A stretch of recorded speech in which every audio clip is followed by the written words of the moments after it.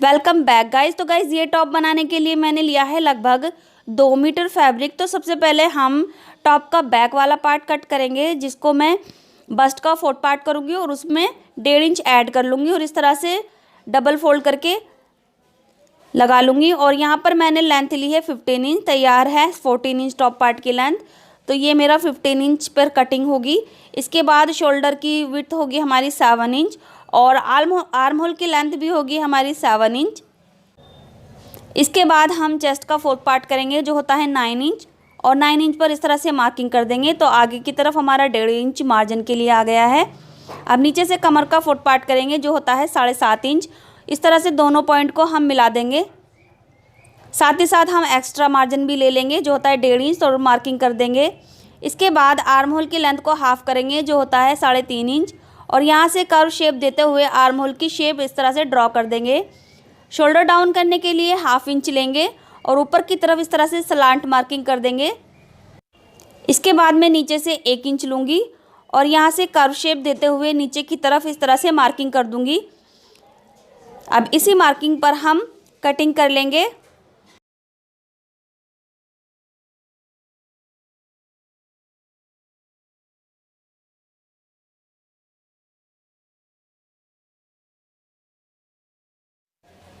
Top के back part की cutting हमारी हो चुकी है। इसके बाद मैं छोटे छोटे नॉचेस लगा लेती हूँ, जो हमारी मेन पॉइंट है यहाँ पर, और ऊपर की तरफ हमारा ये नेक का पॉइंट है और ये हमारा नीचे का सेंटर पॉइंट है। इसके बाद हम फ्रंट के पार्ट कट करेंगे। तो इसके लिए मैं ये वाले पार्ट को इस तरह से रखूँगी और बैक वाले पार्ट को इसके ऊपर इस तरह से रख कर ड्रॉ कर लूँगी।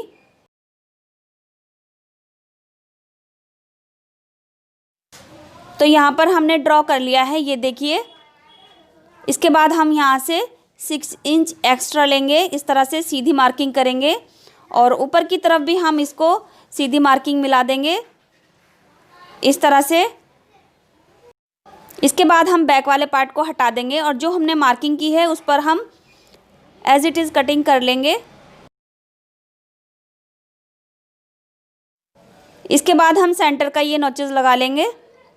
तो जिस तरह से हमने ये फ्रंट का एक पार्ट कट किया है, इसी तरह से हम फ्रंट का दूसरा पार्ट भी कट करेंगे दूसरी साइड से। तो यहाँ से मैं दूसरा पार्ट कट कर लेती हूँ। तो इस साइड से मैं ड्रॉ कर लूँगी और इसको एज इट इज़ कटिंग कर लूँगी। तो कटिंग करने के बाद हमारे फ्रंट के 2 पार्ट इस तरह से आ चुके हैं, ये देखिए। तो ये कुछ इस तरह से रहेंगे। तो सबसे पहले इसमें से मैं एक पार्ट निकाल लेती हूँ और ये एक पार्ट इस तरह से रखूँगी। ये हमारा सेंटर का मार्क है। अब सेंटर के मार्क से लगभग 3.5 इंच पर मैं एक मार्क करूँगी। इसके बाद आर्म होल की शेप को हम हाफ करेंगे, जो होता है 3.5 इंच।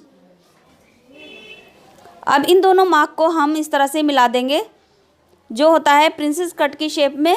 तो ये हमने इस तरह से मार्किंग कर ली है। अब इसी मार्किंग पर अब हम कटिंग कर लेंगे।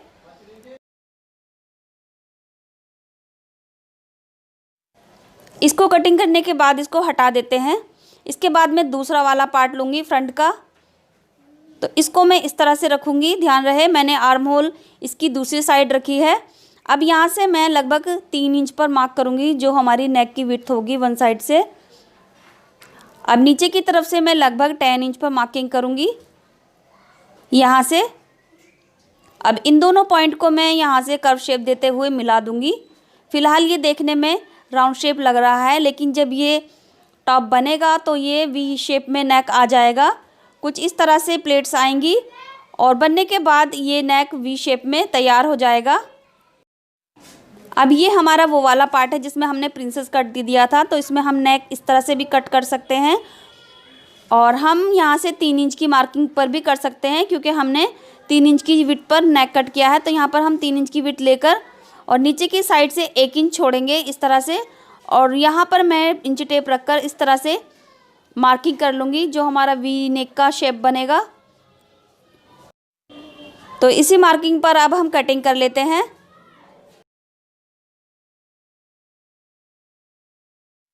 तो फ्रंट के दोनों पार्ट के नेक की कटिंग हो चुकी है। तो ये कुछ इस तरह से आएगा, ये देखिए। सेंटर के सामने हम सेंटर रखेंगे इस तरह से, और इसकी गैदरिंग इस तरह से आएगी यहाँ से।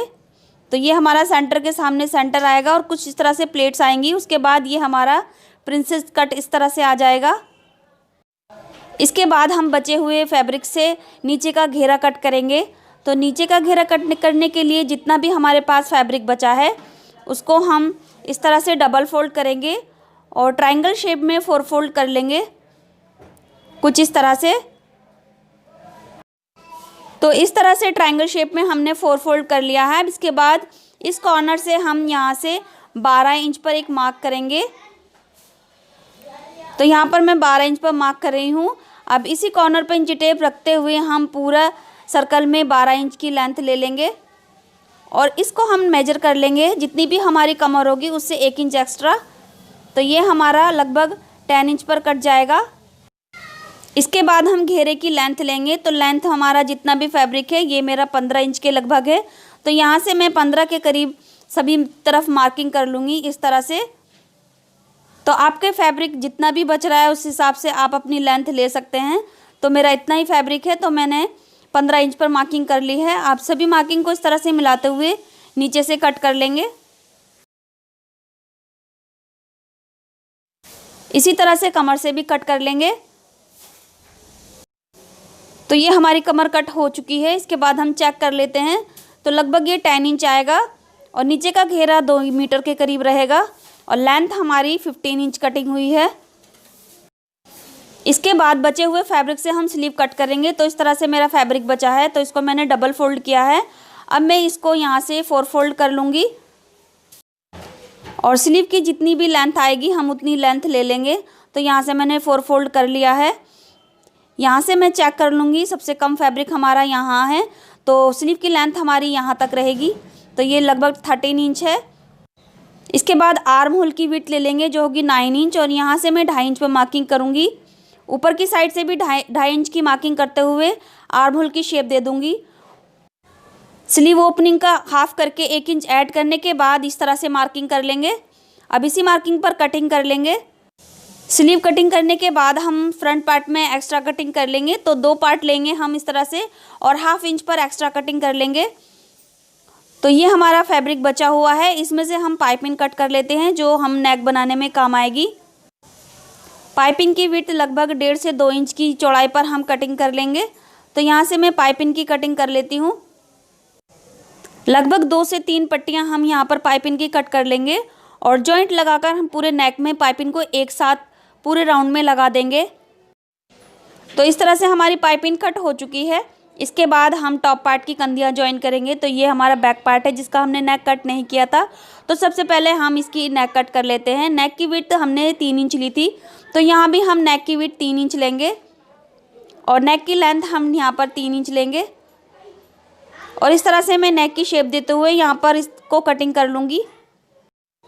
कटिंग करने के बाद इसकी हम कंधी ज्वाइन करेंगे। तो ये हमारा राइट साइड है तो इसके ऊपर मैं टॉप फ्रंट का एक पार्ट रखूँगी इस तरह से। अब दूसरी साइड में मैं फ्रंट का दूसरा पार्ट रखूँगी और दोनों साइड की कंधियाँ मैं ज्वाइन कर लूँगी। कंधियाँ हमने ज्वाइन कर ली हैं। इसके बाद हम पाइपिंग लगाएंगे। तो पाइपिंग को डबल फोल्ड करके इस तरह से अब यहाँ रखेंगे और 1 फुट का स्टिच करते हुए हम पूरे सर्कल में यहाँ तक लगा देंगे। तो इस तरह से मैंने पूरे नेक में पाइपिंग लगा दी है। ये देखिए पाइपिंग को डबल फोल्ड करके अंदर टर्न कर दिया है।